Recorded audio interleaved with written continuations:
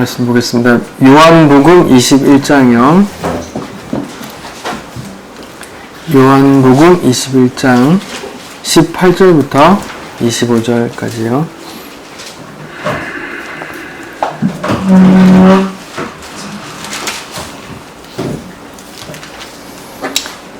요한복음 21장 18절부터 25절까지 우리 함께 읽겠습니다.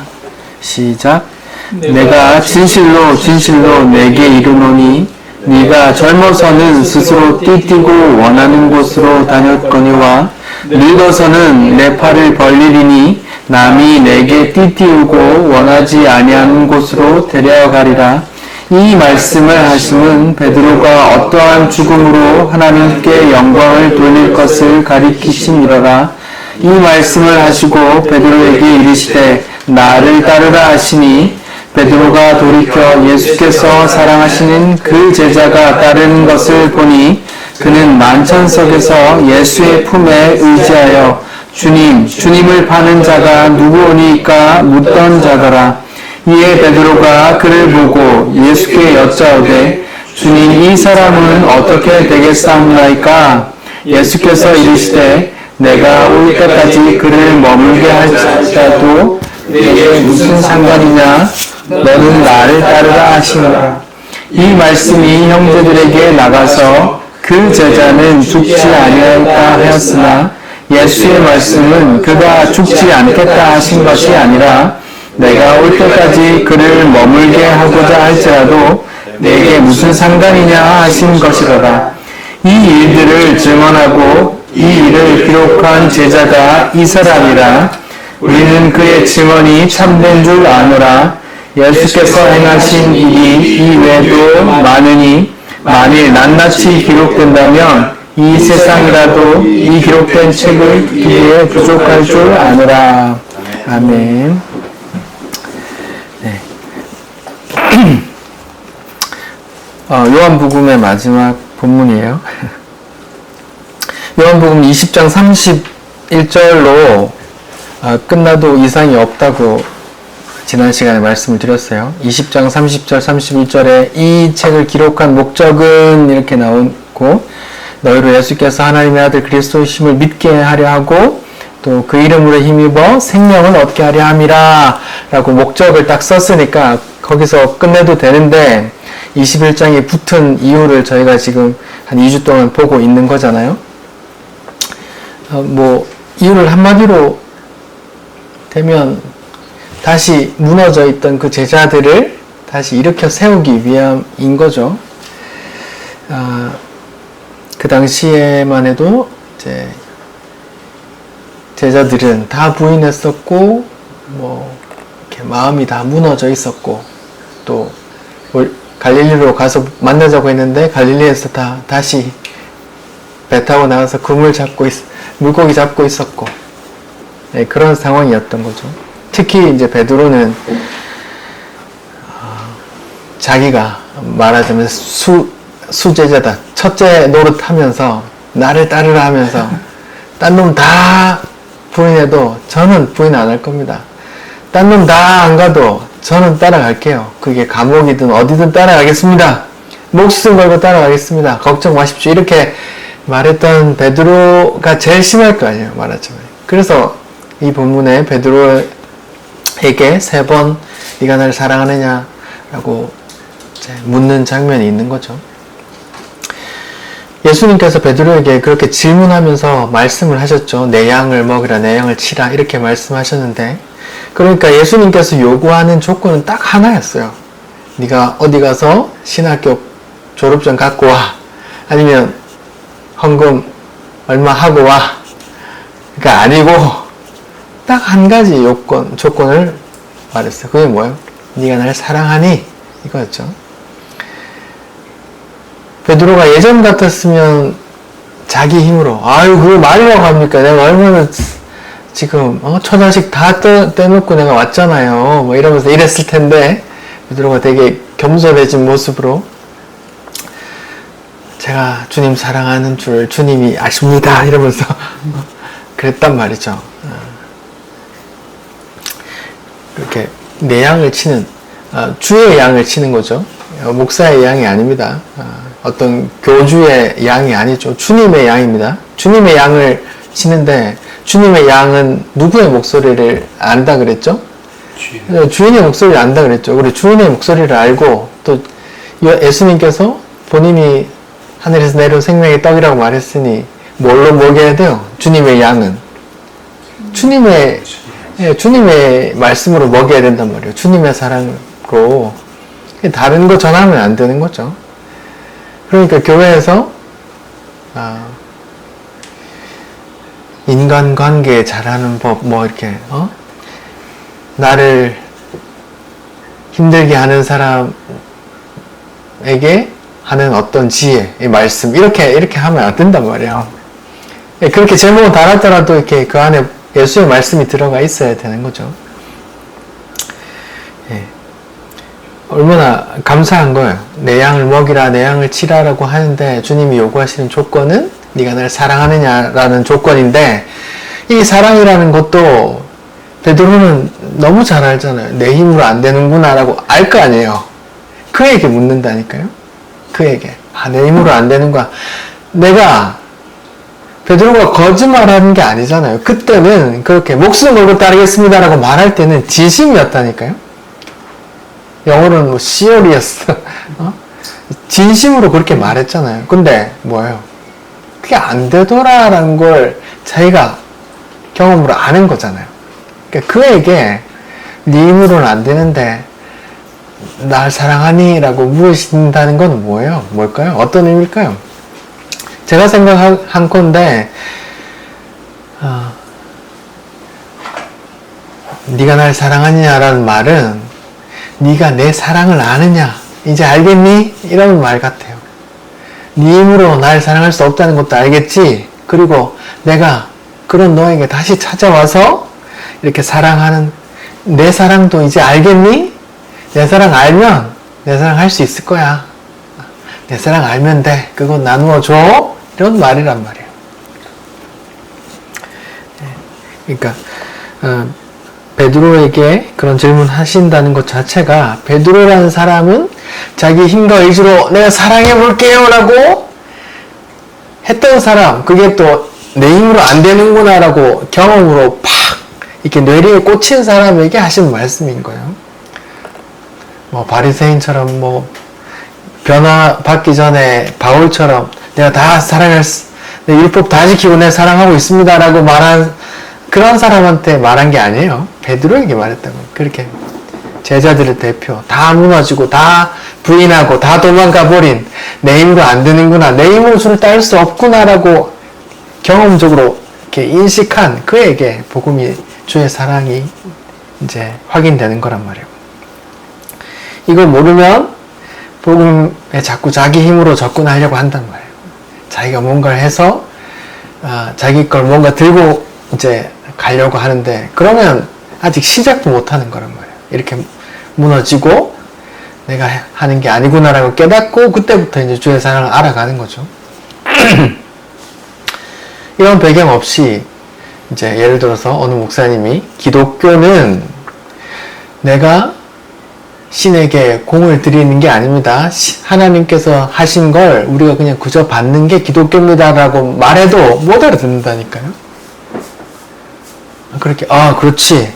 그래서 내가 받았으면 뭐 내야지. 이렇게 계속 나온단 말이에요. 난 아무것도 낼 수 없다는 걸 이제 안 사람에게 그때부터 주의 사랑과 은혜가 이렇게 부어진단 말이에요. 네, 그걸 좀 잘 아셔야 되죠. 네, 그런 상황에서 예수님께서 이제 요한복음에서 제일 마지막 말씀을 이제 요한이 기록하기를, 나를 따르라는 말씀에 앞서 이제 18절을 하세요. 18절 제가 읽어볼게요. 내가 진실로 원어는 아멘, 아멘이에요. 이렇게 중요한 말 할 때, 특히 뭐 앞날 네가 날 3번 부인할 거야 뭐 이렇게 분명히 있을 이렇게 중요한 말 하실 때 그런 아멘, 아멘 하시는 거죠. 내가 진실로 너에게 이르노니 네가 젊어서는 스스로 띠뛰고 원하는 곳으로 다녔거니와 늙어서는 네 팔을 벌리리니 남이 네게 띠띠우고 네가 원하지 아니하는 곳으로 데려갈 거야 라고 말해요. 이 말씀을 19절에서 해석을 해줘요. 이 말씀은 베드로가 어떠한 죽음으로 하나님께 영광 돌릴 것을 가리키심이로라. 이 말씀을 하시고 베드로에게 이르시되 나를 따르라 하시니. 네. 이제 요 18절, 19절 두 구절을 중심으로 말씀을 전하고 싶은데 먼저 요 뒷부분 먼저 간단하게 할게요. 20절부터 있는 이 뒷부분부터 먼저 좀 해볼게요. 20절 베드로가 돌이켜 예수 이제 나를 따르라고 이제 하시고 나서 베드로가 뒤를 돌아보니까 이제 그 요한이 있는 거예요. 요한복음에서 요한이란 이름으로 안 나오고 예수께서 사랑하는 자 혹은 이제 성찬식 할 때 마지막 만찬할 때 예수 품에 안겨서 있던 사람 이렇게 표현돼요. 베드로가 돌이켜 예수께서 사랑하시는 그 제자 요한이에요. 따르는 것을 보니 그는 만찬석에서 예수의 품에 의지하여 주님 파는 사람이 누굽니까? 라고 묻던 자라 요한이에요. 이에 베드로가 그를 보고 예수께 여쭤봅니다. 이제 요한은 어떻게 될 건지. 나는 뭐 그렇게 내가 원치 않은 곳으로 끌려가서 죽는다 하면 얘도 그런가요? 하고 이제 묻는 거예요. 나만 끌려가나요? 얘는 어떻게 이런 느낌. 이에 베드로가 그를 보고 예수께 여짜오되 주님 이 사람은 어떻게 되겠습니까? 라고 말하는 거예요.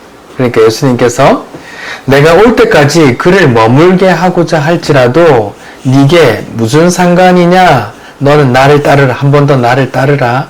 말씀하시는 거예요. 이제 제가 지금 뒷부분부터 먼저 설명드리는 이유가 이 구절 때문이에요. 지금 요한 사도가 이 구절을 굳이 쓴 이유가 이것 때문이에요. 내가 올 때까지 그를 사도 요한을 머물게 할지라도 네게 무슨 상관이냐 이 말씀이 23절에 보면 이 말씀이 형제들에게 나가서 형제들에게 이제 전해졌는데 그 제자 요한이 죽지 아니하겠다. 예수님이 올 때까지 재림할 때까지 요한은 죽지 않겠다라고 이제 계속 전해지고 있는 거예요. 요한복음은 요한 사복음서 중에 제일 마지막에 써졌거든요. 요한 AD 한 80년경에 써졌다고 이제 예측을 해요. 요한이 8, 90대 노인이란 말이에요. 요한 사도가 8, 90대 노인일 때 썼어요. 이제 이거 다음에 요한계시록을 썼겠죠. 그때 썼는데 자기가 이제 80대면 이제 곧 죽음이 가까웠다는 거 알 거 아니에요. 근데 여기 소문이 어떻게 퍼져 있어요?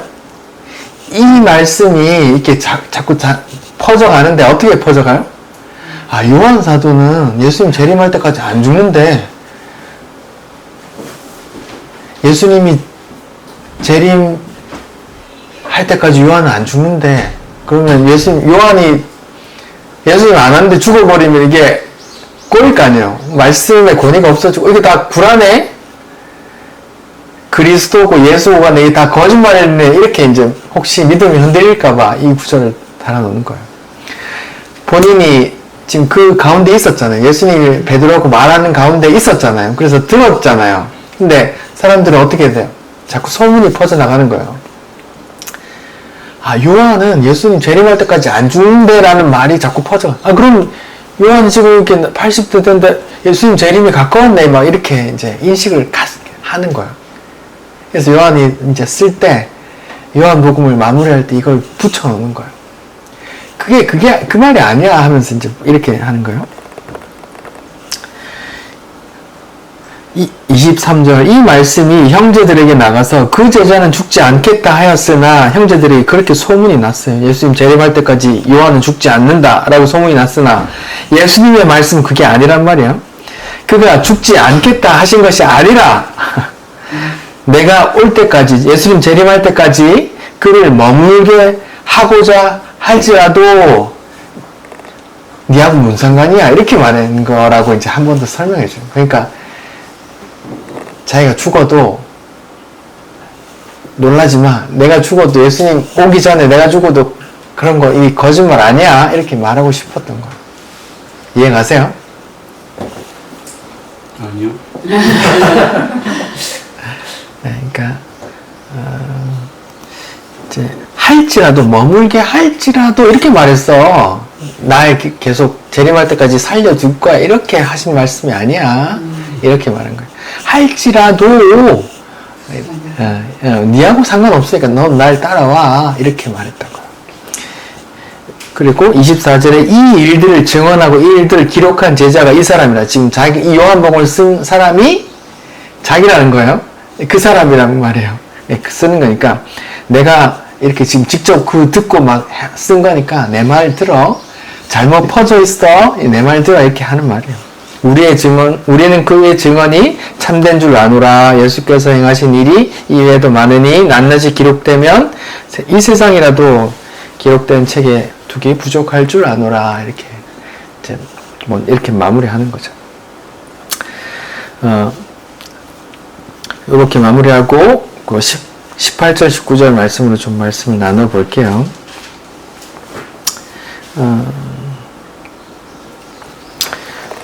18절의 말씀이 네가 젊어서는 예수님께서 지금 베드로에게 하시는 말씀인데 네가 날 사랑하니 네가 날 사랑하니 네가 날 사랑하니 이렇게 세 번 묻고 나서 지금 하시는 말씀이에요. 내가 확신하건대 아멘 아멘 진실로 진실로 내가 네게 말한다. 네가 젊어서는 네 뜻대로 원하는 곳에 다녔거니와 늙어서는 이제 앞으로는 네 팔을 벌리리니 남이 네게 띠띠우고 원치 않은 곳으로 데려갈 거야 라고 했고 19절에 이제 해석하기를 베드로가 어떤 죽음으로 하나님께 영광 돌릴 것을 가리키심이라라 이 말씀을 하시고 베드로에게 이르시되 나를 따르라 하시니 이렇게 말해요. 이 해석대로 베드로는 이제 초대 교부들이 쓴 책들이 있어요. 로마의 클레멘트 혹은 터툴리안 이런 초대 교부들이 기록한 책에 기록되어 있어요. 베드로 사도는 AD 64년 네로 황제의 핍박 때 로마의 어느 교회에서 십자가에서 거꾸려 죽었다. 이런 기록이 있단 말이에요. 이 말씀대로 된 거죠. 이렇게 만 해석하면 이제 문구대로만 해석한 거예요. 저는 이 말씀이 요한복음 제일 마지막에 있고 제일 마지막에 나를 따르라고 말씀하신 그것과 연결된 의미에서 좀 더 의미를 확장해 볼게요. 결론부터 말씀드리자면 이 모습은 모든 성도가 살아가는 모습이에요. 모든 성도가 이 땅에서 살아가게 될 모습을 표현한 거다. 이렇게 말씀드리고 싶은 거예요. 그게 뭔 소리냐 하실 수 있는데 모든 사람은 자기의 뜻과 계획이 이루어지길 원하잖아요. 자기가 뜻을 세우고 계획을 짜고 그대로 이루어졌으면 하고 바라는데 모든 성도는 예수님을 주인으로 섬기는 성도는 신자는 그렇게 안 살 거야 라는 말씀인 거예요. 그게 뭔 말이냐 말할 수 있겠죠.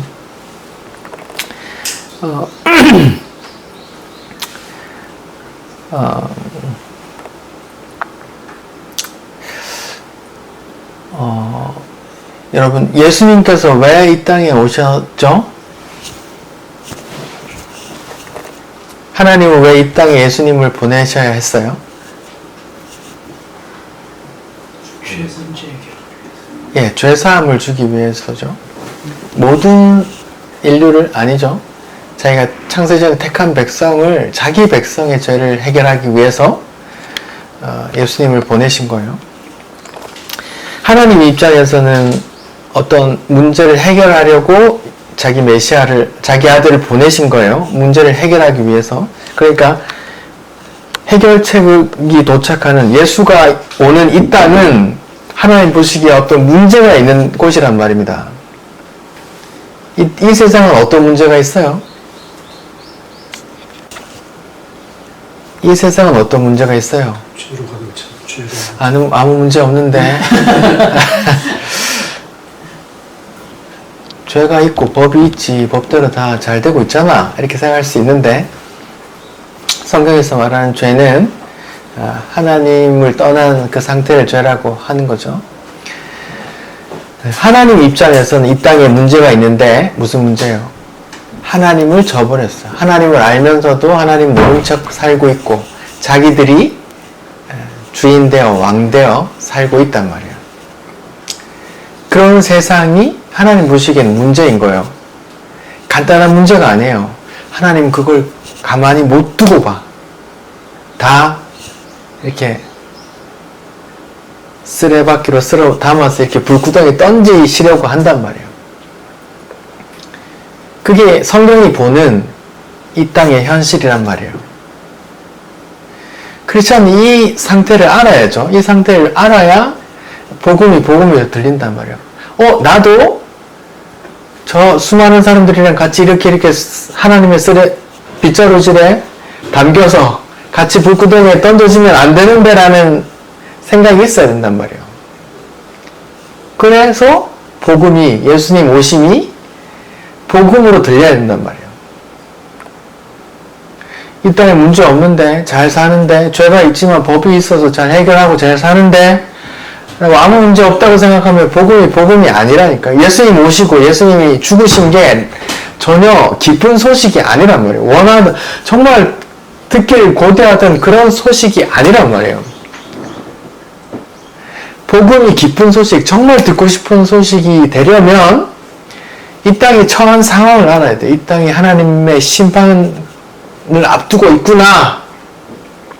타이타닉호가 침몰하듯이 서서히 지금 바다에 침몰하고 있구나, 이런 상태를 알아야 된단 말이에요. 그리고 그 상태에서 나 역시 죄인이구나, 나 역시 빠져 죽어야 되구나, 나 역시 지옥불에 들어가야 되구나 라고 죄에 대해서 심각하게 고민을 하는 사람에게 그 예수의 죽음이 날 구원하러 왔구나 하고 복된 소식, 굿 뉴스, 기쁜 소식, 간절히 기다리던 소식이 된단 말이에요. 이 땅에 어떤 문제가 있단 말이에요. 어떤 문제냐? 아담의 사건 이후로 모든 인류에게 닥친 그 문제가 있단 말이에요. 히브리서 1장 12절에 뭐가 나와요? 욕심이 잉태하여 죄를 낳고 죄가 장성하여 사망에 이르느니라, 이렇게 하잖아요. 욕심, 어떤 욕심이에요? 이거 아담 선악과 사건을 이야기하는 거거든요. 아담과 하와가 어떤 탐심에 이끌렸어요. 어떤 탐심이에요? 네. 표현대로 하면 탐스럽고 먹음직하고 보암직하고 그 탐심도 있고, 또 마귀의 유혹은 어떤 탐심이죠? 이거 먹으면 네가 하나님처럼 네가 하나님처럼 눈이 밝아져 하나님처럼 선악을 판단하게 될 거야, 알게 될 거야, 이렇게 말한다고요. 하나님처럼 되고자 하는 그 탐심이 몰랐어요. 하나님 먹지 마 하는 하나님 뜻을 반한 죄를 낳았고, 죄가 장성한 즉 죄의 결과는 뭐예요? 죄의 삭스? 사망이고, 여기에서 사망은 뭐예요? 멸망이란 말이에요. 멸망, 심판, 지옥, 이런 말이란 말이에요. 영원한 죽음, 영원한 멸망. 죄의 결과는 그 영원한 멸망이란 말이에요. 영원한 시간에 불구덩이에서 죽도록 타는데 끝은 없고, 그런 상태란 말이에요.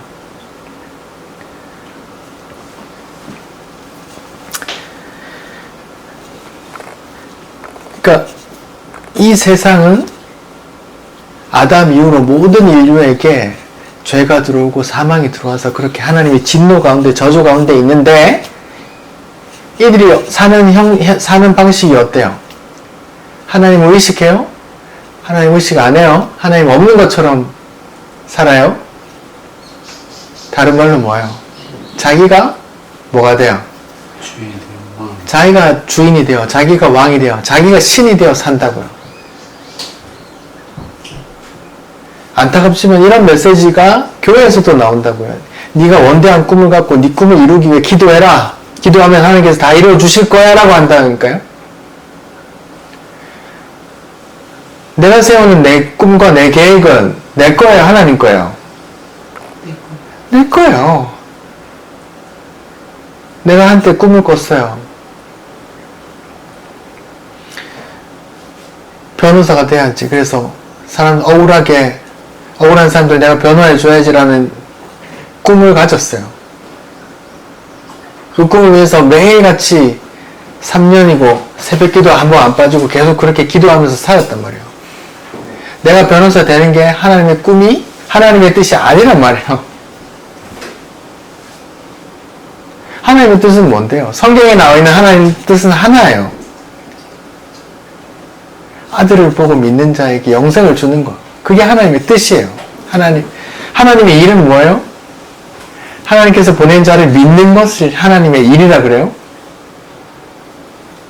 그럼 영생은 또 뭐예요? 참 하나님과 그 보내신 자 예수를 아는 것을 또 영생이라 그런다고요.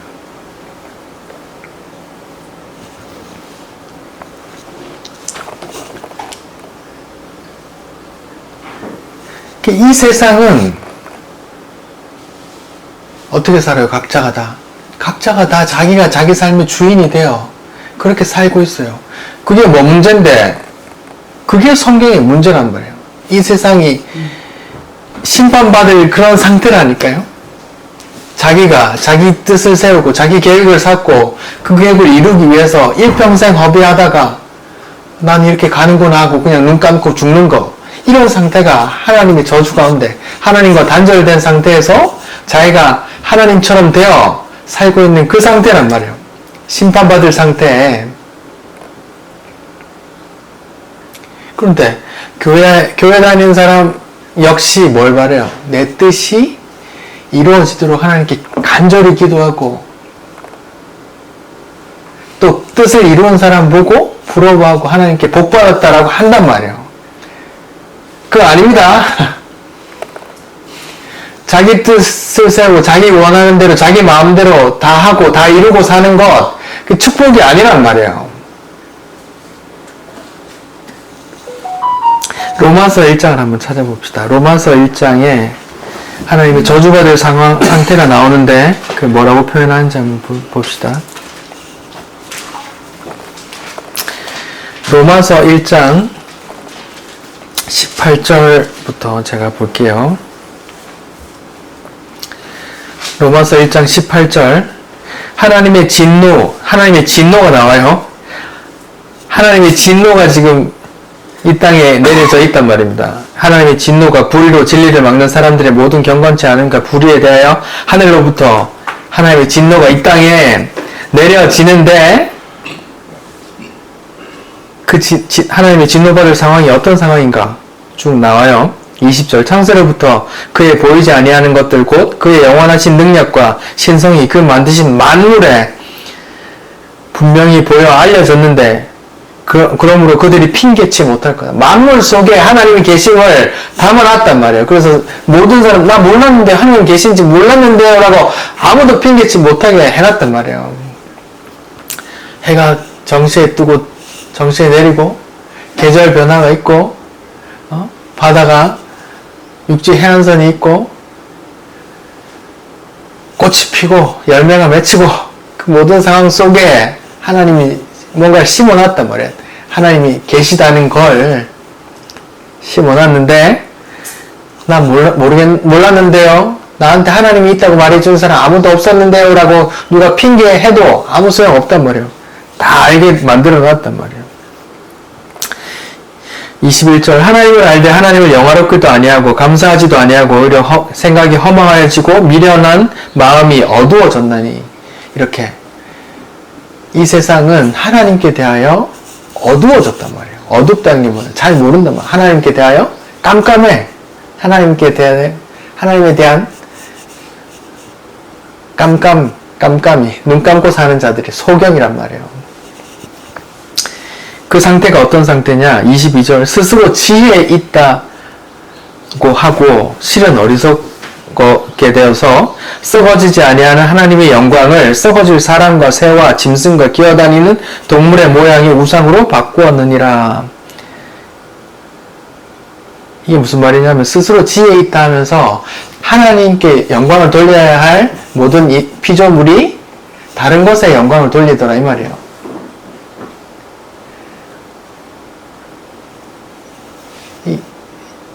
이 말 뜻을 확장하면 이런 말이에요. 하나님의 영광은 예수 그리스도께 있습니다. 예수 그리스도의 십자가에 있습니다. 내가 연예인인데 방송 대상 받아서 하나님께 영광 돌린다. 그게 하나님께 영광이 안 된단 말입니다. 내가 공부 1등 했어요. 하나님께 영광을 돌립니다. 그게 영광이 안 된단 말입니다. 이 땅은 어떤 상태인데요? 죄인이 울거리는 하나님께 깜깜한 어둠인 심판의 상황이란 말이에요. 그 세상 속에서 내가 뭔가 이루었다고 하나님께 틀고 하면 그게 하나님께 영광이 안 된다고요. 저마다 신앙을 그렇게 표현하는데 좋은 의도를 갖고 하는 거 아는데요. 그게 하나님께 영광이 안 된단 말입니다. 이 세상이 어떤 세상인데요? 하나님께 깜깜하고 세상 그 모든 것이 하나님께 심판받고 그 모든 것이 하나님께는 아무 필요 없는 배설물 같은 거라는 게 성경이 정의하는 바예요. 이 땅의 영광을. 하나님의 영광을 이 땅의 어떤 것들로 내가 부자 돼서 하나님께 영광 돌려야지. 내가 아름다운 건물 세워서 하나님께 영광 돌려야지.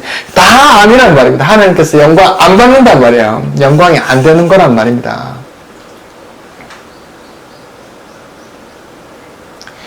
저 젊은 목사 아무것도 모르는 게 세상을 다 부정하네? 이라고 말할 수도 있는데 여러분이 성경을 찬찬히 보시고 성령님께 기도하면서 성경을 보시고 기도하시면 알게 돼요. 계속 보겠습니다. 그러므로 하나님께서 그들을 마음의 정욕대로 더러움에 내버려 두사. 지금 하나님의 저주 가운데, 하나님의 진노 가운데 있는 사람들이 어떻게 살아요? 그런 사람들을 하나님께서 그냥 내버려 놨어요. 어떤 상태로? 마음의 정욕대로 더러움에 내버려 두사. 마음의 정욕대로 살도록 내버려 놨단 말이에요. 이게 좀 어두운 표현인데 24절 마음의 정욕대로 더러움에 내어두사. 26절 그 부끄러운 욕심에 내버려 두셨으니. 28절 그 상실한 마음대로 내버려 두사. 아무튼 하나님께서 이 땅을 그냥 지멋대로 살도록 그냥 팽개 쳐놨어요. 왜요? 나중에 다 쓸어담아서 불구덩이에 집어넣으려고 하는데 그렇게 불구덩이에 들어갈 존재들이 어떻게 살아요? 자기 마음대로 살아요. 자기 마음대로 산다는 건 뭐예요? 하나님을 의식하지 않고 자기가 신이 되어 자기가 자기 뜻을 펼치면서 자기 마음대로 할 거 다 하고 산단 말이에요. 그게 심판이고 저주의 상태라니까요. 하나님께서 그냥 아무런 상관을 안 하는 그런 상태란 말이에요. 왜? 그 끝은 뭔데요? 그 끝은 사망이고 멸망이란 말이에요. 그래서 그냥 내팽겨둬요. 근데 왜 예수님을 믿는다고 하는 사람들이, 하나님을 믿는다고 하는 사람들이 자기 뜻이 이루어지고 자기 계획이 이루어지고 자기가 원하는 대로 부자가 되고 자기가 원하는 대로 건강하고 자기가 원하는 대로 아들이 잘 된다고 해서 그걸 복받았다고 하고 사람들한테 자랑하고 그걸 못해서 부러워하고 배 아파 죽냐 말입니다. 자기 원하는 대로 다 되는 게 어떤 상태인데요?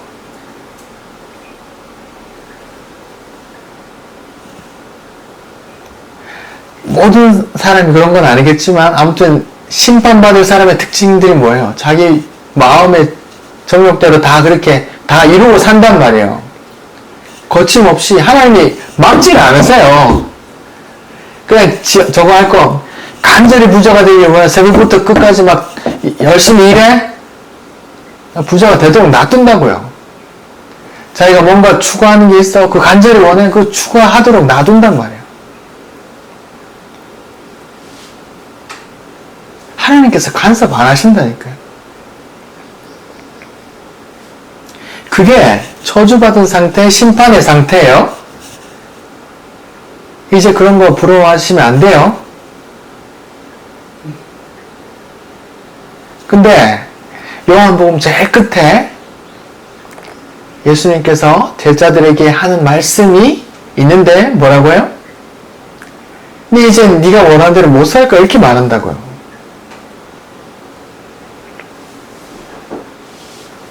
그거 무슨 말이에요? 나는 저 사람들과 다른 말이에요? 아니에요. 남이 네게 띠티어 네가 원하지 않는 곳으로 끌고 간단 말이에요. 내가 다르다는 말이 아닙니다. 로마서 1장은 신학적으로 선택과 유기라는 신학 교리가 들어있는 거예요. 하나님께서 택하지 않은 자는 하나님께서 그냥 방치한다. 방치하고 있다가 이렇게 쓸어 담아서 다 불구덩이에 던진다. 이런 유기의 개념이 있고, 선택된 자는 뭐예요? 창세전에 하나님께서 택한 자들은 오늘 본문에 따르면 어떻게 한다고요? 하나님께서 네 원하는 대로 가도록 놔둔다는 거예요? 안 놔둔다는 거예요? 내버려 둔다는 거예요? 안 내버려 둔다는 거예요? 내버려 두지 않는다니까요? 간섭한다고요. 하나님께서 막으신다니까요? 하나님 제가 이거 이루려고 합니다. 하나님 내 축복해 주세요. 하고 간절히 기도하면서 뼈를 깎는 노력을 하는데도 하나님께서 자기 뜻을 이루려고 작정하신 그 사람에게는 막으신단 말이에요. 가지마 그 길.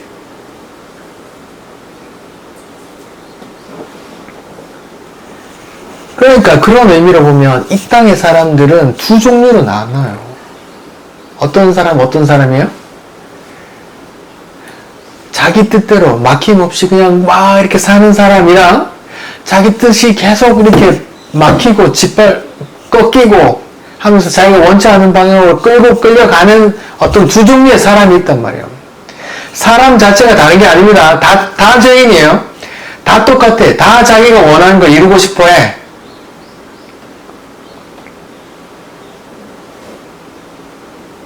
다 자기가 원하는 걸 이루고 싶어 하잖아요. 우리도 하잖아요. 그래서 우리가 그렇게 기도하잖아요. 제가 제 아들 잘 되도록 기도하는 거라는 거예요. 교회 안 다니는 사람이 자기 아들 위해서 기도하는 건 뭐가 다르나요? 다 똑같다니까요. 자기가 원하는 바가 이루어지길 간절히 원하는 게 똑같아요. 다 저주받을 상황이에요. 근데 하나님께서 택하지 않은 자는 그렇게 그냥 하나님께서 버려두시고, 하나님께서 택한 어떤 자기 백성들은 그렇게 막으시고, 네 원대로가 아니고 네 뜻대로가 아니고 내 원대로 살아주길 바래 하면서 이렇게 막고 자꾸 인도하고 끌고 묶어서, 그래도 안 가면 묶어서 끌고 가신단 말이에요. 하나님께서 원하신 대로 간섭하고 내가 원하는 대로가 아니라 하나님께서 원하시는 대로 관여하시고 이끌어 가신다고 지금 계속 논지를 이끌어가고 있는데, 그게 바로 예수님께서 기도하신 내용이죠. 십자가 앞두고 겟세마네 기도라는 데서 이제 이런 기도를 하셨잖아요. 나의 원대로 마옵시고 아버지 원대로 하옵소서라고 기도하신 거예요. 그 기도 제목을 또 우리에게 이루어 가시는 거예요.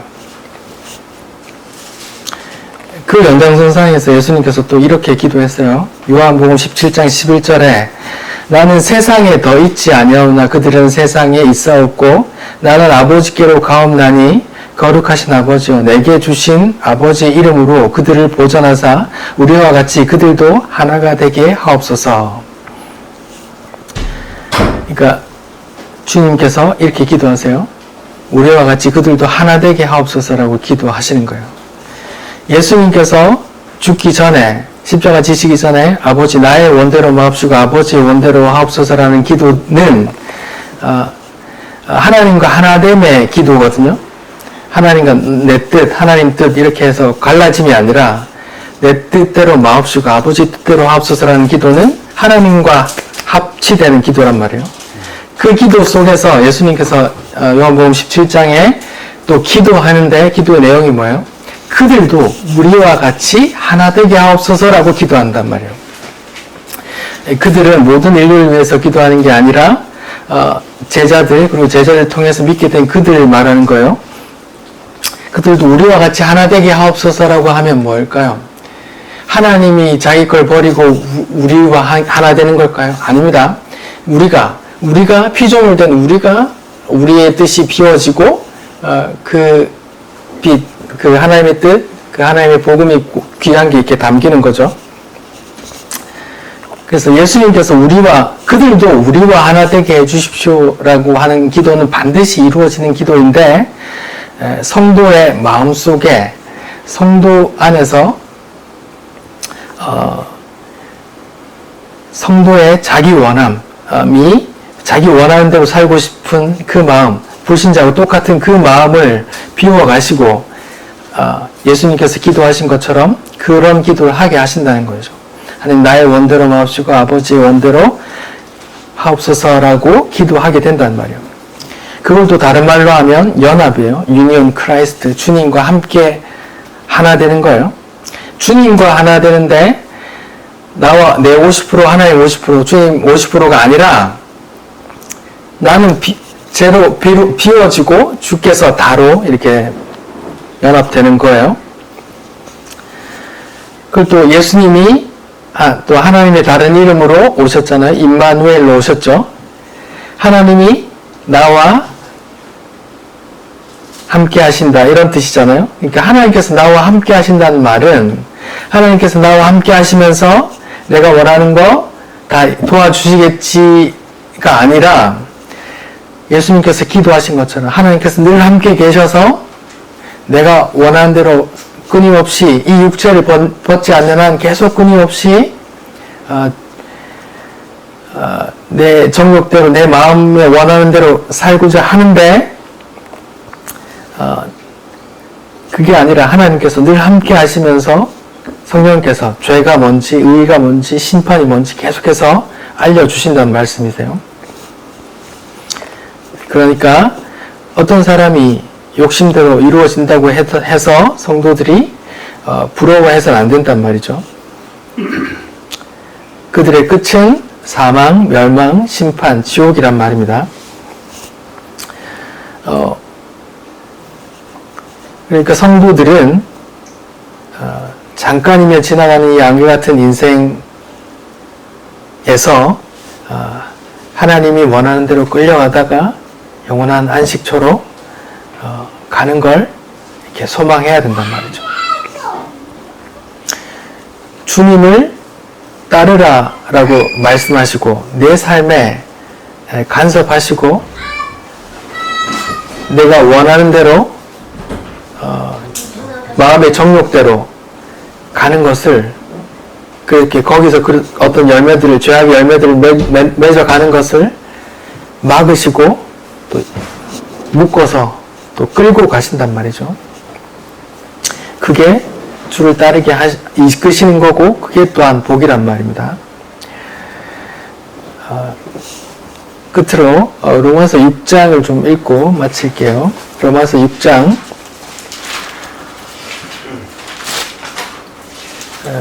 20절부터 23절이요.